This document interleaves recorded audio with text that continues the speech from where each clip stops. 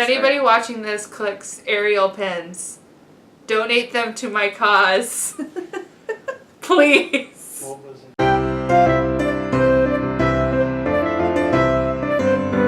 Hey guys, welcome back. I am here with Carly again, and we're going to do a quick service question and answer today because I went to the Facebook page and I saw that there was a lot of questions and not a lot of answers, or at least decent answers in my opinion. So let's get started. The first one is, can quick service food and beverage cast members wear regular watches on their wrist or no? No. No watch of any kind. No. No rings, not even engagement rings, only wedding bands. They have to be plain, no diamonds, nothing. The only thing you can wear is earrings, but they have to be simple, can't be dangling all everywhere. Yeah, and you can only have one hole. Yeah. Like, I had a cartilage piercing up here and I had to take it out. Yeah, I have my second hole pierced too. Yeah. But yes, definitely don't wear any watches or anything on your wrist because you will get written up. I've seen it happen to somebody and they were not very happy about it, so don't do it. Zero tolerance. Someone said that they heard that quick service was the least preferred and they want to know about our experience.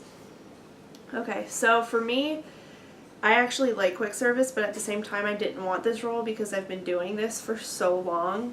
So I wanted to learn something new, but I'm kind of grateful that I got it because not only did I meet awesome people, but I learned a lot about like working in a kitchen more so than being like a server, because that's what I used to do. I was a server and a bartender, so it gives me a different perspective of like how a restaurant works.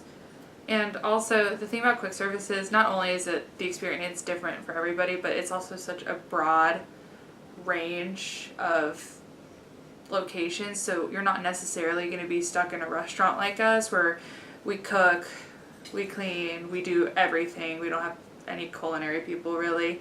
And but you can also be stuck at outdoor vending where you would just be out in the park selling ice cream and churros and waters like simple stuff like that. And you can also be at the smaller stands that only have like one or two things besides drinks. So it depends, because some people have multiple locations throughout parks. We're stuck in one spot. Yeah. One of my friends, Drew, he also has a YouTube channel, I'll link that down below. He works at West Stands in Magic Kingdom, so he's at Sleepy Hollow where they make like funnel cakes and really good ice cream sandwiches. Yeah. And then he works at Marketplace that has like hot dogs and I think turkey legs, he said. I'm not really sure. You can find out in his video. He just posted one about it. So yeah, it really just depends on where you're working and your attitude towards the job. But you can always pick up like jobs at different locations. Like for us, we work at Hollywood Studios. If we wanted to work at Epcot, we could go to Epcot for a day. And there's always shifts being given away. Yes. And it's also really easy to give shifts away because people want to work in different places.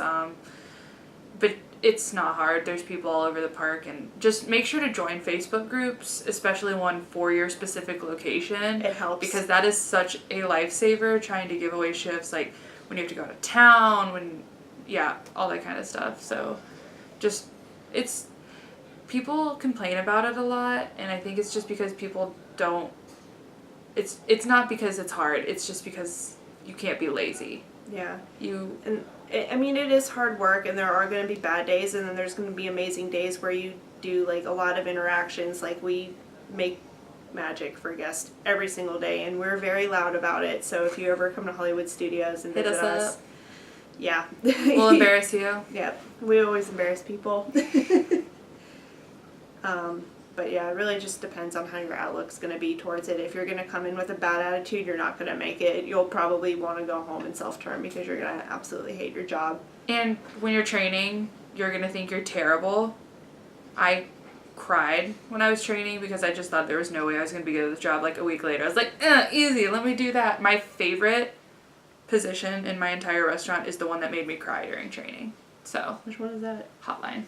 Really? Yeah, I cried scooping fries. I was like, I can't. But my problem was they gave me a right-handed scoop and I'm left-handed, so I couldn't control where the fries were going, and I thought I was just stupid.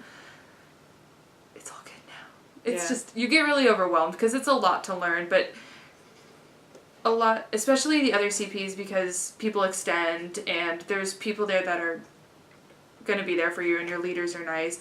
And also, if you totally hate the idea of doing quick service, I don't hate quick service. I love my job, but if you extend, you can also switch roles. Yeah. Which is what I'm doing. A lot of people did that. We both extended. I'm going to be same position, same location, and then everybody else that extended all got different roles except for like 3 or 4 people, and I was like kicking myself. I was like, that was my opportunity to try to learn something new, and I blew it. But from what I've heard, after 6 weeks, you can put into transfer to a different role. So depending on what happens, I may or may not do that. And they try to intimidate you and say that you get preference if you put same role, same location. But yeah, she didn't even put same role. I didn't. Not because I hate quick service. I don't want to make you guys scared or anything. I just really wanted to do something different, and I wrote that in my application. I was like, hey, I just really want to experience a different part of the company. I didn't put anything relating to quick service, but I got moved to merchandise. Yay! But so I'm gonna be away from her. It makes me sad. But you can also pick up shifts if you miss your old quick service. So if I'm getting sad and missing Michelle, I can always go pick up a shift at Backlot. Or we'll see what happens. I might change. Who knows? So someone asked, do you know how they decide where you will be placed? Is there an option to say where you'd like to be placed? I'm not really sure on how they decide. I think it's more of where they need people. But you really don't have an option or say so. You don't even find out where you're working until you go to casting. But it's really fun because they come up and they're all like suspenseful, like, you're ready? And you're like, yeah. And it was really funny because when I went to casting, I got there like 45 minutes early because check-in was so fast. And since I'm not in housing, I didn't have to move.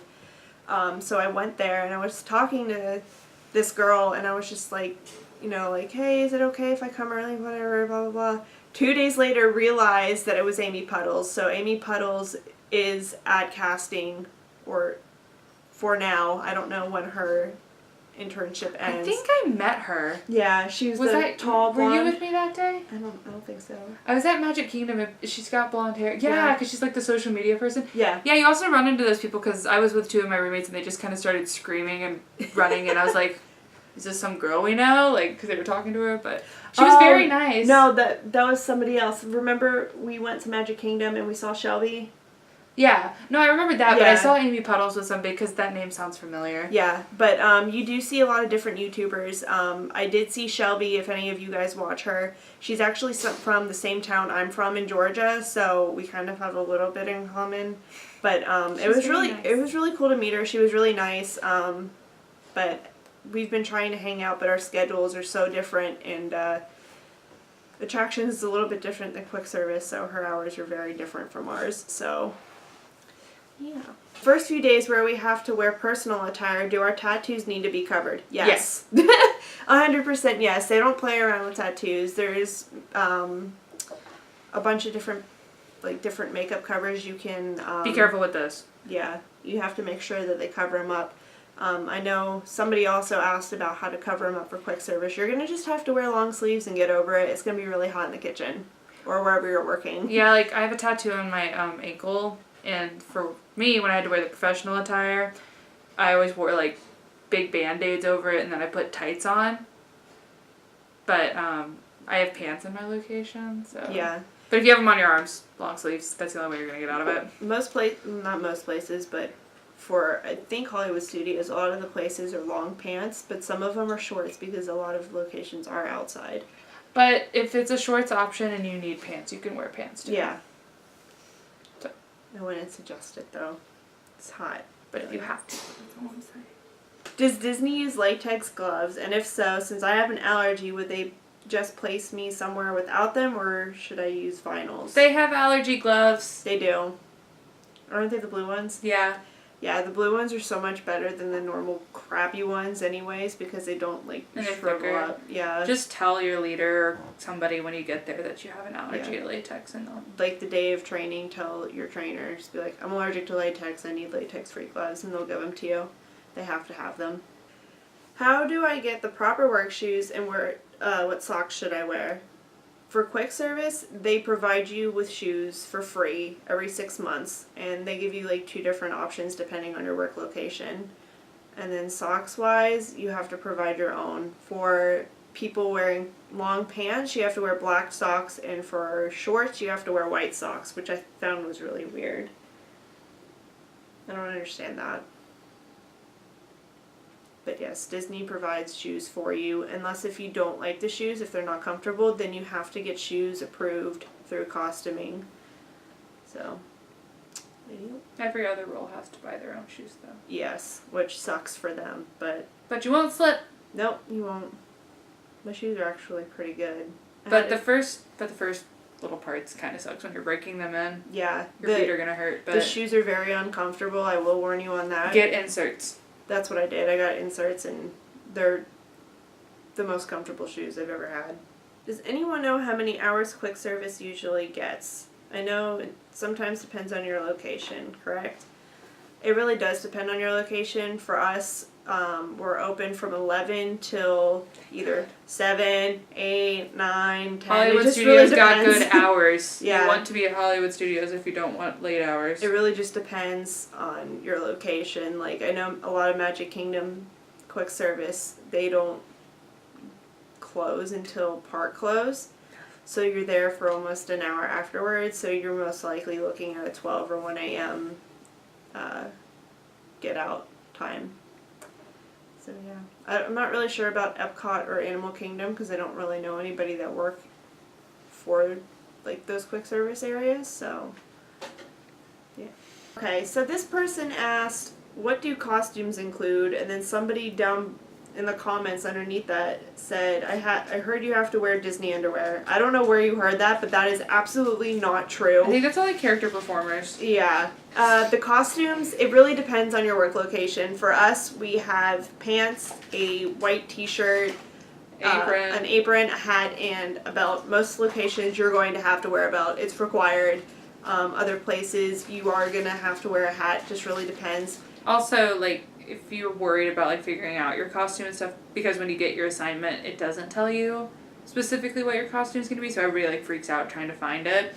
When you do your park or resort orientation where they, like, take you around and show you everything, they'll take you to your area's costuming location and show you everything you need and let you try things on, so you'll have help with all of that.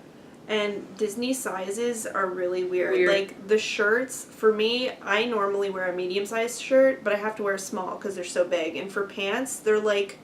way too small. I don't know how people wear 0s or 2s. Yeah, like, for me, I'm normally, like, a size... I think I'm, like, a size 10 or a 12, depending on jeans. But at Disney, I wear an 18 because the pants are, like, ridiculously and you have to, like, wear small. them, like, way up here on your waist.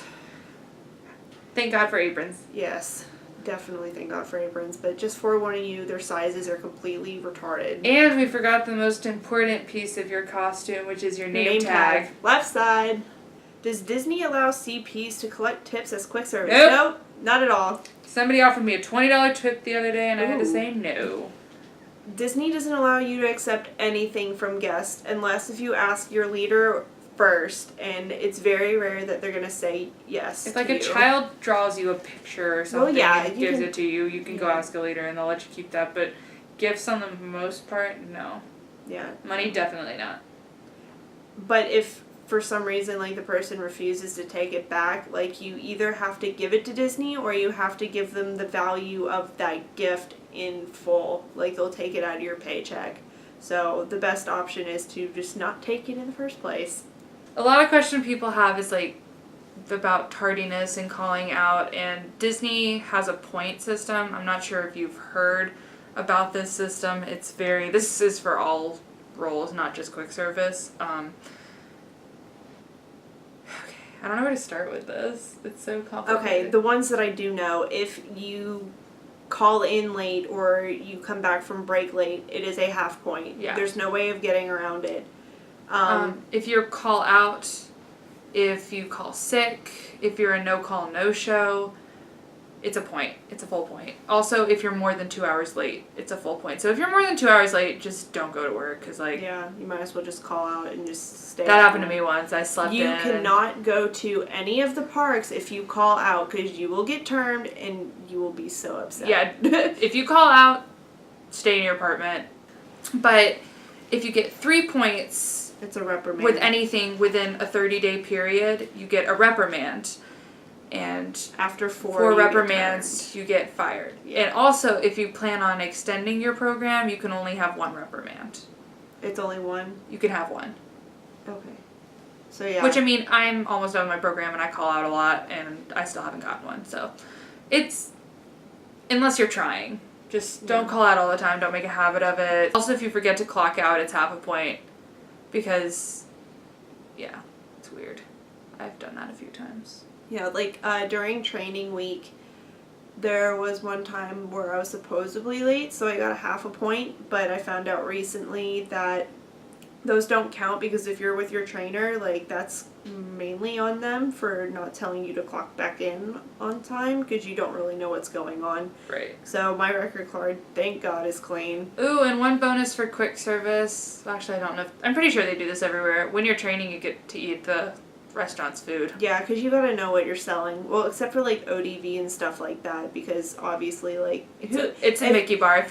If you have ever been to Disney and never had a Mickey bar or a Mickey ice cream sandwich or a something, churro, you're not doing things right. So, like, another upside, like, yeah, you might get points or whatever, but you also get these little cool cards. You get these, like, little 4 keys cards where, like, the managers or the leaders and stuff, like, write on them. Or your coworkers. You can, whenever you're working, you can give them to one of your fellow CPs. You don't have to be a higher up to give them out. Yeah. You just have to get a manager's signature. So basically, if somebody does a really good job or you can tell is just like needing a little confidence boost, you give them a 4 keys card.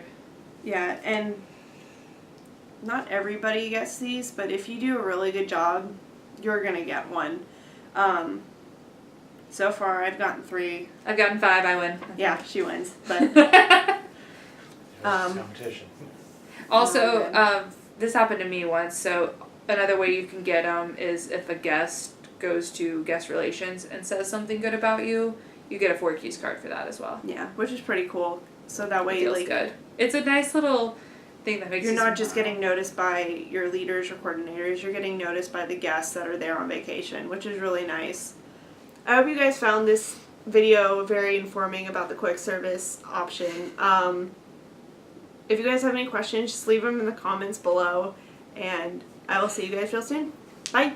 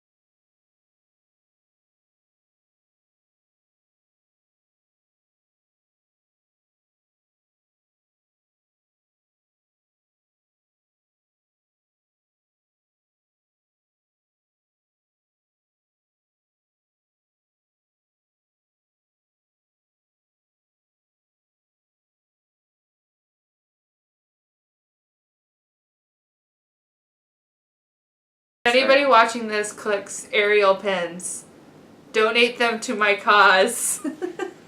Please. What was